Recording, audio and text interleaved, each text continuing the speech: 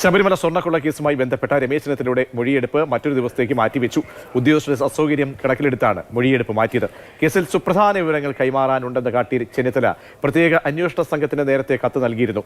ശബരിമലയിലെ സ്വർണ്ണ ഉരുപ്പടികൾ കടത്തിയതിന് പിന്നിൽ കള്ളക്കടത്ത് സംഘമാണെന്നും 500 കോടി രൂപയുടെ ഇടപാട് നടന്നെന്നുമാണ് വെളിപ്പെടുത്തൽ. ഒരു വ്യവസായിയാണ് നിർണായക വിവരങ്ങൾ ചെന്നിത്തലയ്ക്ക് കൈമാറിയത്.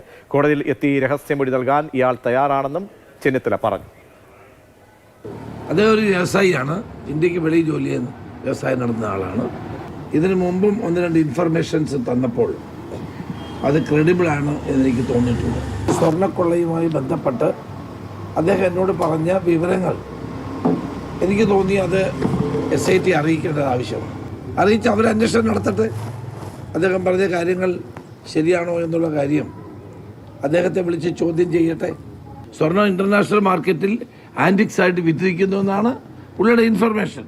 അദ്ദേഹം പറഞ്ഞ 500 മുതൽ 1000 കോടി വരെ വിലയുള്ളതാണെന്നാണ് പറയുന്നത്. ആ ഇൻഫർമേഷൻ ചെറിയ കാര്യമാണോ? അങ്ങനെ ഇൻഫർമേഷൻ കിട്ടിയാൽ ഞാൻ മിണ്ടാതിരിക്കണോ?